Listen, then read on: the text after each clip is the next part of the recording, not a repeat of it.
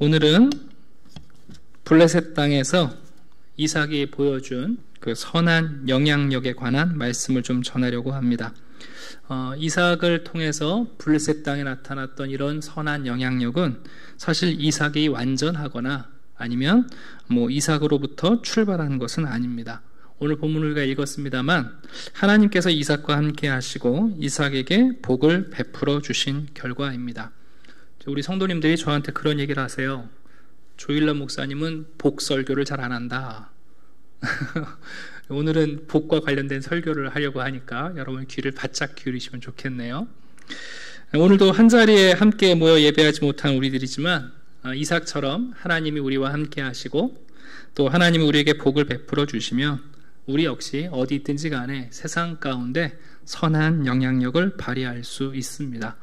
그런 성도들이 되시기를 바라는 마음으로 오늘 말씀 전하고 여러분들 함께 귀 기울였으면 좋겠습니다. 자, 오늘 배경을 잠깐 말씀드리면 아브라함이 죽었습니다. 믿음의 사람. 네. 그리고 이삭에게 쌍둥이 아들이 태어났어요. 에서와 야곱. 이 말은 무슨 얘기냐면 이삭이 이 집안의 가장, 족장이 되었다는 얘기입니다. 지금까지는 아버지 아브라함의 결정을 따라 아버지의 믿음을 따라 이삭이 수동적으로 따라왔다면 이제는 이 집안이 대소사를 결정하고 하나님의 음성을 듣고 인도하는 역할이 이삭에게 위임되었다는 것을 보여줍니다. 자, 그 이삭이 족장이 된 다음에 하나님께 순종하는 전적인 책임을 지고 난 다음에 이제 첫 번째 벌어진 사건이 바로 오늘 본문의 이야기입니다. 26장 1절부터 사실은 전체 본문인데 너무 길어서 제가 12절부터 읽었는데요. 여러분 이삭은 가나안 땅, 하나님이 주신 약속의 땅에 머물고 있지 않습니까? 그런데 그 땅에 큰 흉년이 들었습니다. 기근이 들었어요.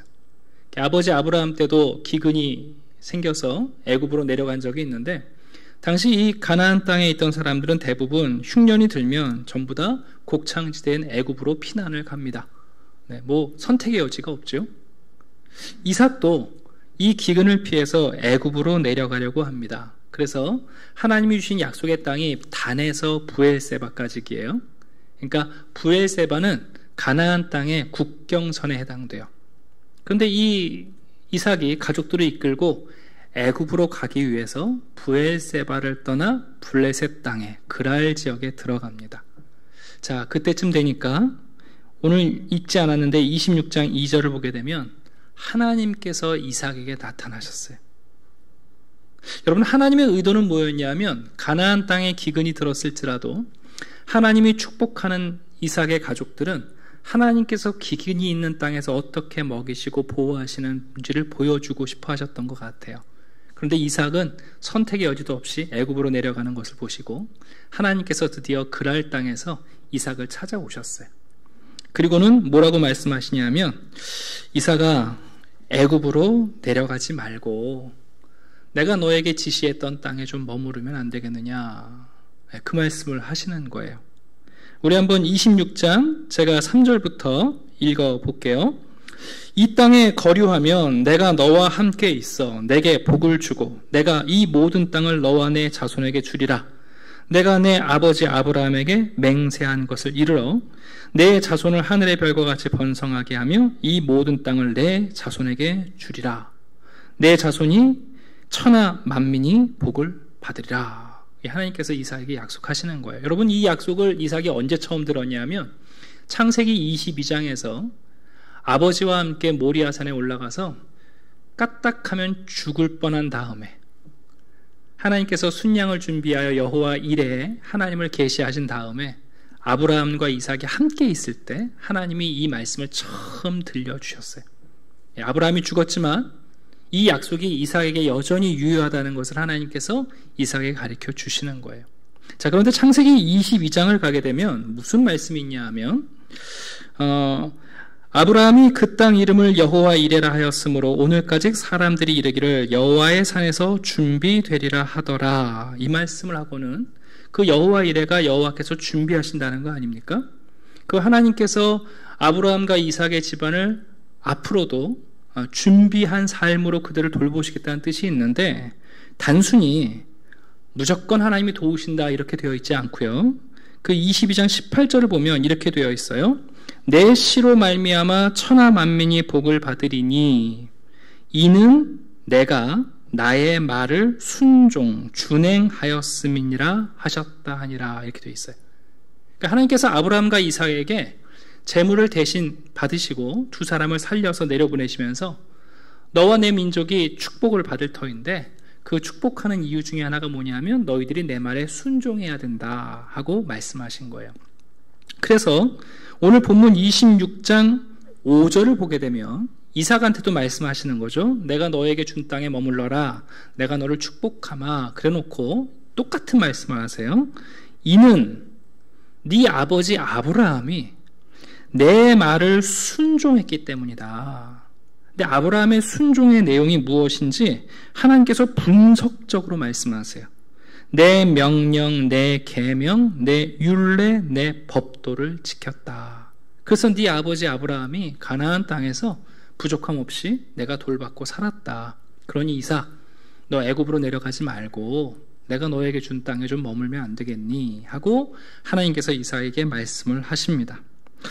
여러분, 우리가 기억해야 할 것이 있습니다. 하나님께서 아브라함을 축복하신 이유는 단순한 선민 사상 그 특권 때문에 아브라함이 복을 받은 것은 아니죠. 네. 이스라엘이 복을 받은 건 역시 하나님께서 무엇을 기대하시냐 하면 하나님의 택하심의 은혜가 있지만 그들이 하나님께 순종할 때 주시는 복이 있거든요. 그러니까 이삭한테 지금 하시는 얘기도 뭐냐 하면 네가 애굽에 내려가지 말고 내 명령대로 가나안 땅에 머물면 순종하면 내가 너에게 복을 주고 너는 그 복을 유통하는 사람이 될 거야 하고 이삭을 지금 설득하고 계신 거예요. 자, 그런데 이삭이 어떻게 했을까요? 이삭이 애굽으로 내려가진 않아요. 그 말씀을 듣고. 그렇다고 해서 다시 가나안 땅으로 가지도 않아요. 어떻게 하냐면 이삭이 그랄 땅, 블레셋 땅에 그대로 머물러요. 6절 볼까요?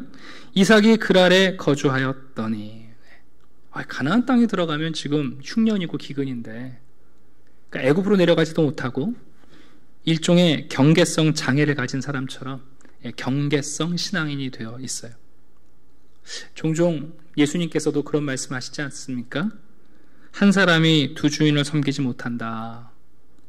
이를 미워하고 저를 사랑하거나 이를 중히 여기고 저를 경히 여긴다. 하나님과 다른 것을 겸하여 섬길 수 없다. 우리에게 그 경계성의 삶이 얼마나 불안한 것인지 말씀하셨단 말이에요. 자, 그런데 이삭이 이러지도 못하고 저러지도 못해요. 애굽으로 내려가지도 못하고 그렇다고 가나안 땅으로 가지도 못하고 그냥 그 블레셋 땅에 이미 아버지와 관련 있는 아비멜렉 왕의 보호를 받으면서 그 땅에 머물기 시작합니다. 자, 7절부터 보시게 되면 재밌는 사건이 등장해요. 이삭이 좀 훌륭한 족장이었으면 좋겠는데 웬걸요? 아버지가 잘못한 실수를 그대로 답습하는 모습을 보여줍니다. 블레셋 사람들 땅에서 살아가는데 사람들이 자꾸만 질문하는 거예요. 야, 네 옆에 있는 여자 누구야? 묻는 거죠. 네. 그러니까 이삭이 아버지랑 똑같은 일을 해요. 내 아내라고 그러면 자기를 죽이고 아내를 뺏어갈까봐 아내를 누이라고 합니다. 사람들이 물으면 내 누이다, 내 누이다 그런 거죠. 자, 그런데 여러분, 왕이 우연찮게 이삭의 천막 안에서 이삭과 리브가가 부부의 모습을 보이는 것을 보고는 깜짝 놀라죠. 그리고 이삭을 불러요. 야, 너 부부인데 왜 우리한테 누이라고 그랬냐? 까딱 잘못했으면 우리가 나쁜 일을 할 뻔했다. 그랬더니 이삭의 변명이 뭐냐면 나 죽을까봐 그랬다 하고 변명을 해요. 여러분, 이 모습은 사실 매우 부끄러운 모습이고 어떻게 보면 굉장히 수치스러운 모습이죠. 이삭의 모습은 당시 블레셋 사람들의 도덕 기준보다도 낮은 모습을 보여주고 있는 거예요. 하나님의 뜻에 순종해서 가나안 땅으로 올라가지도 않고 또 분명히 아버지가 실수한 거 알면서 여러분 이방 땅에서 이방인들조차 하지 않을 자기 아내를 누이라고 속입니다. 이삭은 어떤 면에서는 실패했고 거기에 타협을 덧대고 있는 사람이에요. 여러분, 이런 이삭에게 하나님이 복을 주실까요? 안 주실까요? 오늘 여기까지 왜 말씀드렸냐? 이거 말씀드리려고 그러는 거예요. 하나님께 순종하지도 않았어요. 이러지도 못하고 저러지도 못하고 양수 겸장의 삶을 살아가려고 애굽과 가나안 땅의 국경선에 있는 그랄 지역 블레셋 땅에 머물면서 또 혹시라도 누가 자기 해코지할까 봐 아내를 누이라고 속이면서 지금 살아간단 말이에요. 불순종하는 삶이고 부끄러운 삶이에요. 여러분, 이런 사람에게 하나님이 복을 주실까요? 예, 근데 놀랍게 하나님이 복을 주세요. 네. 여러분, 놀랍게 하나님이 이삭에게 복을 주세요. 우리가 읽었던 이제 12절부터 한번 볼까요? 이삭이 그 땅에 거주한 첫 해에 농사를 지었는데 여러분 몇 배를 거뒀는 줄 아세요? 100배를 거뒀어요. 우리는 뭐 100배라 그러면 별거 아닌 것처럼 얘기하지만 성경에 30배, 60배, 100배라는 비교를 왜 하셨냐 하면 이 100배는 여러분 거의 불가능한 수학이에요. 당시 여러분 가나안 땅도 기근이지만 이 땅도 그렇게 옥토가 아니거든요. 그랄 지역이. 근데 여러분 100배를 거뒀다는 것은 이건 기적 같은 소출이에요. 그래서 단서를 달죠. 이건 여호와께서 복을 주신 거다. 이것은 농사기술로 품종 때문이 아니라 정말 이건 신의 축복이다. 그래서 13절을 보시면 재미있는 표현이 나와요. 그 사람이 창대해졌고 왕성해졌고 드디어 거부가 되었다. 그렇게 말씀이 나와요. 재미있는 그 예루살렘 성경 번역을 보면 그 사람이 크게 부자가 되고 부자가 되어 크게 부유해졌다. 이렇게 최상급으로 표현을 하고 있습니다. 여러분, 불순종과 부끄러운 삶에도 불구하고 하나님이 복을 주실 때가 있습니다. 이게 항상 모든 상황에 적용되지는 않지만 하나님께서 특별한 상황 가운데 우리에게 은혜를 베푸실 수 있다는 것 우리 기억할 필요가 있어요. 예. 사람들은 오해하면 안 돼요. 하나님이 나에게 복을 주시니까 내가 잘 살고 있다 착각해서도 안 되고 또 내가 불순종하고 어떨 때는 내가 수치스러운 일을 당했다고 해서 하나님이 우리에게 베푸시는 은혜를 한순간에 끊으시는 것도 아니에요, 여러분. 그 하나님의 주권과 인격성을 기억하실 필요가 있는 거예요. 그래서 하나님이 100배의 축복을 주셨습니다. 자, 14절 보시게 되면 양과 소가 떼를 기르고 종이 심히 많아졌습니다. 남의 눈에 볼 때에 이삭은 정말 눈에 띄는 부자가 되어버린 거예요. 자, 이런 일이 있을 때 안타깝게 하나님의 복을 지켜보는 세상 사람들이 우리를 칭찬해주고 우리에게 축하를 해주는 것이 아니라 여러분 시기가 찾아오는 문제를 만나게 됩니다. 14절 보니까 블레셋 사람들이 이삭을 시기하기 시작했어요. 저놈 봐라. 남의 땅에 들어와서 농사 짓는데 어떻게 우리보다 저렇게 소출을 많이 거두지? 우리 집에 소와 양들은 새끼를 한 마리밖에 못 낳는데 저 집 소와 양들을 왜 저렇게 많이 낳지? 여러분, 이 시기심이 발동되기 시작합니다. 그래서 15절을 보니까 이 사람들이 어떤 일을 했냐면 아브라함 때에 파놓았던 우물을 흙으로 메워버려요. 여러분, 이 우물이라는 게 얼마나 귀한 겁니까? 고대 근동에서. 말 그러면 생수를 끊어버리는 거죠. 이 얘기는 무슨 얘기냐 하면 이삭, 너 여기 더 이상 머물지 마. 네가 가져야 할 거 사실 우리 거고 네가 누리는 거 우리 거고 네가 없었으면 그거 우리께 될 수 있었을 텐데 하는 시기심의 발로로 여러분 우물을 막아버립니다. 종종 이런 분들이 있죠. 옆에 사람이 잘 되면 정말 마음으로 기꺼이 축하하고 기뻐해 주는 게 아니라 마치 그의 것이 나의 것이어야 했는데 하는 생각을 갖는 거예요. 저 사람의 것이 아니었다면 내 것이 되지 않았을까 하는 마음들이 있습니다. 여러분, 사람들은 자신이 가난해진 이유가 다른 사람이 부유해졌기 때문이라고 생각할 때가 많아요. 사촌이 땅을 사도 배가 아픈데 블레셋 땅에 이주해온 이삭이 부자가 되고 있으니 여러분, 이 사람들이 보통 심기가 편했겠어요? 자, 근데 여러분, 그래도 이삭이 나가질 않아요. 그 땅에 계속 머무니까 16절을 보시면 왕이 가만히 보니까 그냥 놔두면 안 되겠어요. 그래서 왕이 이삭한테 와가지고 야, 너 빨리 우리 땅을 떠나. 우리가 더 이상 용납하기 어렵다 하고 이삭에게 떠날 것을 요구합니다. 자, 17절 보니까 이삭이 떠나기는 떠나는데요. 아직도 이 땅 떠나는 게 불안해요. 그래서 그랄의 입구에 해당되는 그랄 골짜기로 이주해가지고 거기 여전히 머물러 있어요. 가나안 땅으로 안 들어가요.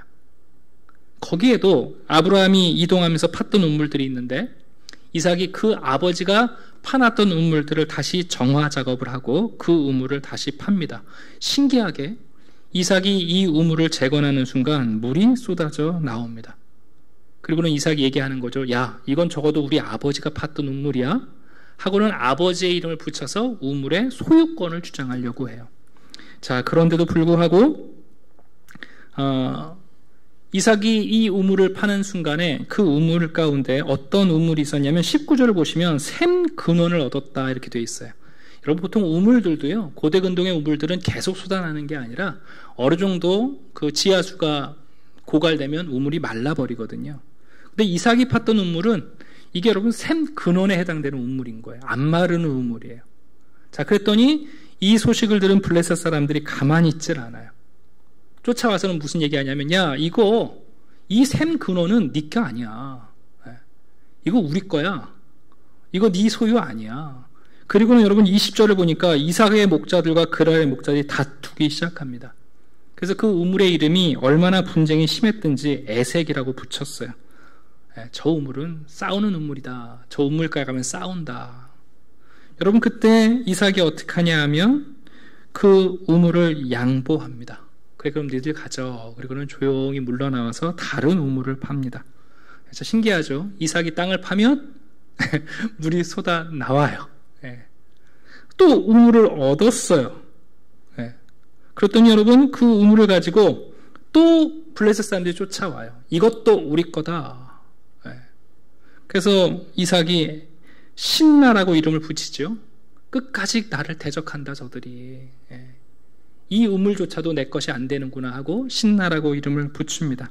그래서 이제는 이삭이 아주 멀리 떠나요. 아주 멀리 떠나가지고 블레셋 사람들이 자기 땅이라고 주장하지 않을 만한 곳에 가서 또 땅을 팝니다. 또 물이 나옵니다. 그 우물의 이름을 르호봇이라고 이름을 붙여요. 큰 방 그런 뜻이에요. 넓다 그런 뜻인데 이 넓은 곳은 이제 주인이 없으니 이것은 내 우물이 되겠다고는 르호봇이라는 이름을 붙였습니다. 자, 여러분 22절 마지막을 제가 좀 읽어드릴게요. 여호와께서 우리를 위하여 넓게 하셨으니 이 땅에서 우리가 번성하리로다 하였더라. 자, 그렇게 되어 있고 23절을 보시게 되면 기껏 블레셋 사람들이 주장하지 않은 우물을 얻었는데 여러분 이삭이 어떻게 하고 있냐면 브엘세바로 올라가는 장면이 나와요. 이 22절과 23절의 사이를 여러분이 잘 읽어내시는 것이 오늘 본문의 핵심이에요. 아브라함이 팠던 우물을 흙으로 메꿔버리고 또 골짜기에 가서 우물을 파고 샘근원 나오니까 또 그거 자기들 거라고 양보하고 또 부당한 일이지만 양보하고 이제는 광야에서 주인 없는 땅에 우물을 만들었어요. 근데 여러분 왜 거기 살지 않고 드디어 이삭이 가나안 땅인 브엘세바로 넘어갔는가 하는 거예요. 여러분 우리가 이 이야기를 들으면 막 그냥 답답하지 않습니까? 이런 바보가 있나? 우물 갖고 끝까지 싸워봐야지. 왜 이렇게 양보하며 살아가는가 하고 우리가 답답할 수 있는데요. 여러분 이 우물을 빼앗기는 사건은 단순히 블레셋 사람들이 나쁘다는 것을 얘기하는 것이 아니라 이 시기와 다툼을 통하여 이삭이 우물을 뺏기는 가운데 이삭의 거주지가 조금씩 어디로 올라가고 있어요? 가나안 땅으로 올라가고 있어요. 그리고는 르호봇에서 그 넓은 광야에서 물을 얻은 다음에 이삭이 깨달은 거예요. 이 빈 광야에서 하나님께서 물을 주시는 우물을 공급하신다면 내가 도망쳐 나온 떠나온 가나안 땅, 그 땅에 들어가서 내가 하나님의 은혜를 못 받을 일이 있는가, 그 깨달음이 왔던 거예요. 그래서 여러분 이삭이 드디어 떠나왔던 가나안 땅, 그 마지막 땅끝인 브엘세바로 들어가서 거기서 살기 시작한 거예요. 그때서라야 하나님이 하신 말씀, 너 이 땅 떠나지 말아라, 그 말씀에 순종하게 된 거죠. 자, 24절 브엘세바로 올라간 그날 밤 하나님이 이삭을 찾아오셨어요. 이삭 잘 왔다. 나는 내 아버지 아브라함의 하나님이다. 두려워하지 말아라. 아브라함을 위하여 내가 여호와 이레의 하나님이 됐던 것처럼 이 땅에서도 내가 너를 돌볼 것이다 하고 하나님께서 브엘세바로 돌아온 이삭을 받아주시는 장면이에요. 잠에서 깨어난 이삭이 그곳에 제단을 쌓습니다. 하나님이 나를 여기까지 인도하셨구나. 저 블레셋 사람들이 나를 괴롭힌 건 어떤 면에서 하나님께서 내가 그 땅을 떠나려지 않은 나를 자꾸만 설득하셔서 이 약속의 땅으로 돌이키시는 하나님의 은혜였고 보이지 않는 섭리였구나 하고 여호와의 이름을 부르며 그의 평범한 일상 가운데 함께 하신 하나님께 예배 드립니다. 자, 그리고 아니나 다를까 그곳에 장막을 피고 또 종들이 우물을 팠는데 물이 나왔을까요? 안 나왔을까요? 네, 또 물이 나왔어요. 네. 자, 이제 이삭은 드디어 블레셋 땅을 떠나서 가나안 땅에 정착했습니다. 땅끝이긴 하지만. 자, 그랬더니 여러분, 그 다음에 누가 오냐면 블레셋의 왕이었던 아비멜렉이 군대를 이끌고 오는 거예요. 이삭이 깜짝 놀랐죠. 야, 나 너희들 땅 떠났어. 왜 이래? 그때 아비멜렉이 얘기를 합니다. 28절부터 보시면 우리는 하나님이 너와 함께하는 증거를 봤다. 우리가 7번이나 너를 괴롭히고 너의 운물을 메꾸고 너의 운물을 강탈할 때에 네가 이렇게 양보하며 여기까지 도달했고 이곳에서도 네가 땅만 파면 우물이 나오니 이것은 하나님이 너와 함께 하시는 이유다. 왜 왔냐면 무서워서 온 거예요.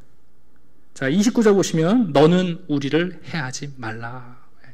우리가 너한테 해코지했다고 해서 네가 우리를 공격하지 않았으면 좋겠다. 일종의 화해 신청하러 온 거죠. 여러분, 이삭이 이 사람들을 맞아들이고요, 잔치를 베풉니다. 그리고 아침 일찍 일어나서 서로 화해, 그리고 화친을 맺고 그들을 돌려보내요. 32절 보니까 그날에 또 이삭의 종들이 땅을 팠는데요, 또 물을 얻습니다. 그래서 그 이름을 세바. 세바라는 말은 히브리어로 7이라는 숫자예요. 7이라는 숫자를 얘기하기도 하고 그것이 완전수이기 때문에 맹세라고 쓰이기도 해요. 그래서 부엘세바는 뭐냐면 부엘이 우물이거든요. 맹세의 우물 또는 7번째 우물, 완전한 우물, 그런 뜻이에요. 자, 오늘 이 말씀을 통해서 여러분들에게 몇 가지 주제를 전하고 하나님의 은혜를 여러분들에게 나누기를 원하는데요. 제일 먼저 드리고 싶은 말씀은 여러분, 하나님이 우리에게 복을 주신다는 것은 우리를 현실에 안주하기 위한 하나님의 뜻이 아닙니다. 코로나 때문에 우리가 일상의 예배 방식들을 하지 못하고 있어요. 그것 때문에 하나님이 우리를 책망하시거나 우리를 저주하시거나 우리를 어렵게 하거나 혼란스럽게 하시지 않을 거예요, 여러분. 벌써 한 달 이상 우리가 대면 예배를 못하지만 우리의 일상에 여전히 하나님이 은혜를 베푸시고 여전히 생수를 공급하고 계시지 않습니까? 그러나 여러분은 잊지 마십시오. 하나님께서 우리에게 복을 베푸신다고 해서 현실 안주를 허락하시는 증거는 아니에요. 그래서 하나님은 때로는 시기와 때로는 다툼과 논쟁으로 하나님께 가까이, 하나님이 원하시는 삶으로 우리를 자꾸만 인도하십니다. 우리 성도들이 깨달아야 할 것은 뭐냐면 신앙으로 살아가는 삶의 방식을 되찾고 그리고 우리의 범사 가운데 그 배후에 하나님의 섭리가 작용한다는 것을 우리가 믿는 것이 필요합니다. 이 코로나 시기에 우리가 우리에게 벌어지는 일들을 어떻게 이해할 수 있을까? 또 우리가 어떻게 판단하며 어떻게 해석할 것인가? 이 이삭이 그럴 지역에서부터 브엘세바까지 시기와 다툼 가운데 조용히 양보하며 온유한 자가 어떻게 땅을 차지하는지 보였던 이 사건은 우리에게 어쩌면 우리 시대의 작은 지침이 될 것 같습니다. 여러분, 세속사회 속에서 발휘된 이삭의 영적 영향력, 아무리 많은 반대에도 불구하고 하나님의 복을 누리고 있고 사람들이 우리의 물을 뺏어가면 오히려 더 많은 물을 찾아내는, 세상 사람들이 신앙과 우리 기독교 신앙에 반대할지라도 우리는 그 반대를 종식시킬 수 있는 비밀을 하나님으로부터 얻습니다. 그래서 우리 성도님들 어디 계시든지 간에 세상 한복판에서 바른 영적 영향력, 선한 영향력을 발휘하시기를 바랍니다. 이 두 번째 드리고 싶은 말씀은 우리가 마지막까지 온유함을 잃어버리지 않는 거죠. 적어도 이삭이 하나님에게 순종하지 않고 좀 부끄러운 일을 한 사람이긴 하지만 이삭 안에 어떤 마음이 있었냐면 바로 온유한 심령이 있었어요. 그래서 다투거나 싸우기보다는 기꺼이 여러분 양보하는 거죠. 여러분, 우물을 양보한다는 것은 결코 큰 양보가 아니에요. 여러분, 이게 쉬운 양보가 아니에요. 그런데 여러분, 이삭은 7번이나 그 시기와 적대감에 맞붙어 싸우지 않습니다. 기꺼이 양보합니다. 여러분, 하나님의 공급하심을 믿게 될 때 여러분, 우리가 우리 주변에 있는 이웃들과 온유한 마음으로 더불어 화평할 수 있습니다. 히브리서 12장에 보니까 모든 사람과 더불어 화평함과 거룩함을 따르라. 이것이 없이는 아무도 주를 보지 못하리라 말씀하셨습니다. 시편 37편은 온유한 자들은 땅을 차지하며 풍성한 화평으로 즐거워하게 된다라고 말씀하셨습니다. 코로나 때문에 기독교가 많은 욕을 먹기도 하고 손가락질 받기도 하는데요. 우리가 맞대어 싸울 필요 없습니다. 오히려 우리 주 예수 그리스도께서 보여주신 온유하심을 우리의 인격 가운데 갖추게 될 때 하나님의 나라가 축소되는 것이 아니라 여러분, 하나님의 나라가 확장되는 기회가 있을 겁니다. 마지막 한 가지 드리고 싶은 말씀은 성도들이 어디 있든지 간에 하나님의 임재를 보여주는 삶을 살아내야 된다는 겁니다. 이 아비멜렉 왕이 와서 얘기하지 않습니까? 여호와께서 너와 함께 하심 우리가 분명히 보았다. 네. 예전에는 여러분들이 성경책 끼고 교회 오는 것 때문에 여러분들을 기독교인이라고 불렀는지 모르지만 이제는 우리가 매주 성경책을 끼고 교회로 오지 않지만 우리의 일상의 삶을 지켜보는 이웃들이 야, 당신이 교회 가는 것 때문이 아니고 목사님과 신방 다니는 것 때문이 아니라 당신이 하나님을 믿는 사람이고 하나님이 당신과 함께하는 것을 우리가 보았다. 너는 여호와께 복을 받은 자로다. 여러분, 이 칭찬을 들을 수 있는 기회 아니겠습니까? 어떻게 보면. 네. 그래서 여러분, 이삭에게 쫓아와서 화해를 청하고 친구가 되기를 원하는 바로 이 아비멜렉의 모습이 우리의 이웃의 모습이 될 수 있으면 아마도 우리가 이 코로나 시기를 잘 살아내고 있지 않은가 생각해 봅니다. 말씀을 좀 읽어드립니다. 우리도 이 땅에서 필요한 것을 하나님이 공급해 주실 것을 기대하는 가운데 살아가고 그것을 우리는 하나님의 함께 하심을 선포하는 것으로 우리의 의무를 삼는다. 반대에 부딪힐 때 모든 사람과 화평하게 지내는 방식을 찾고 세상이 심히 적대할지라도 하나님이 우리의 필요를 어떻게 공급해 주실지 진심으로 믿는다면 우리의 믿음은 더 확신 있게 선포될 것이다. 여러분, 혼란이 벌어지면 세상의 부조리한 현실이 더 짙어집니다. 그러나 우리 그리스도인들은 그것을 담담히 받아들입니다. 혹 우리의 생명줄 같은 우물을 빼앗기고 있을지라도 사람들이 그것을 자기의 소유라고 주장할지라도 수동적인 능동으로 빼앗겨 주면서 우리는 하나님이 허락하시는 다른 우물을 파고 또 그곳에서 하나님의 생수를 공급받는 기적적인 삶을 살아내시는 복을 얻으셨으면 좋겠습니다. 마지막으로 이사야서 12장에 보시게 되면 이런 말씀이 있습니다. 한번 들어보세요. 보라, 하나님은 나의 구원이시라. 내가 신뢰하고 두려움이 없으리니 주 여호와는 나의 힘이시며 나의 노래시며 나의 구원이심이라. 그러므로 너희가 기쁨으로 구원의 우물들에서 물을 기르리로다. 그날에 너희가 또 말하기를 여호와께 감사하라. 그의 이름을 부르며 그의 행하심을 만국 중에 선포하며 그의 이름이 높다 하라. 네. 우리는 구원의 우물들에서 물을 깃는 사람들입니다. 여러분, 이 우물은 결코 마르지 않습니다. 사람들이 빼앗는다고 해서 빼앗기는 우물이 아닙니다. 네. 부디 또 한 주간 흩어져 살아가는 우리 성도님들이 어디서든지 간에 땅을 파시고 또 이 구원의 우물들에서 생수를 받아 누리시면 좋겠습니다. 고고학자 가운데 로버슨이라는 매우 유명한 고고학자가 있는데요. 이분이 이 브엘세바를 발굴하셨어요. 그래서 아브라함 당시 우물을 2개를 발견했는데 그 브엘세바에 있는 이 2개의 우물이 아직도 수질이 매우 좋다고 합니다. 참 신기하게 브엘세바의 물의 도시죠. 네. 오늘도 빡빡한 이 현실 세상에서 다시 한번 이삭처럼 온유함으로 땅을 차지하시고 여러분이 어디 있든지 간에 하나님을 가까이 하시며 이 브엘세바의 은혜를 누리시기를 주님의 이름으로 축원합니다. 기도하겠습니다. 아버지 하나님, 감사합니다.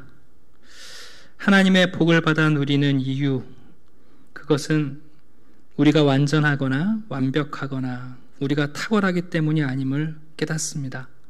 이삭은 비록 순종하지 않고 블레셋 사람들보다 수치스러운 삶을 살았지만 하나님은 이삭에게 복을 내려 주셨습니다. 아버지 하나님께서 블레셋 사람들의 다툼 가운데 그 발걸음을 조금씩 옮겨 그들의 시기 가운데 브엘세바로 인도하시는 하나님의 섭리를 봅니다. 하나님, 혹 우리의 일생 가운데 이런 시기와 다툼과 분쟁이 있거든 또 하나님을 더욱더 가까이 하라는 주님의 은혜임을 깨닫게 해 주시옵소서. 온유함으로 땅을 차지하고 온유함으로 자신이 머물러야 할 곳에 머물렀던 이삭처럼 우리의 마음에도 그리스도의 마음을 주셔서 거친 이 현실 속에서 온유한 마음으로 이웃들을 품어내게 하시고 우리가 하나님과 함께하고 하나님이 우리와 함께 하신다는 사실을 사람들이 볼 수 있도록 주님 역사해 주시옵소서. 비록 예배당을 가까이 하지 못합니다. 함께 모여 찬양하지 못합니다. 그러나 주님, 우리 성도들이 어디 있든지 간에 주께서 복을 주셔서 이들을 바라보고 이들과 동행하는 사람들이 하나님과 하나님의 사람됨을 깨달을 수 있도록 은혜를 베풀어 주시옵소서. 우리가 마르지 않는 그 구원의 우물에서 브엘세바의 기적을 맞이하는 성도들이 되게 해 주시옵소서. 감사드리며 예수 그리스도의 이름으로 기도드립니다. 아멘.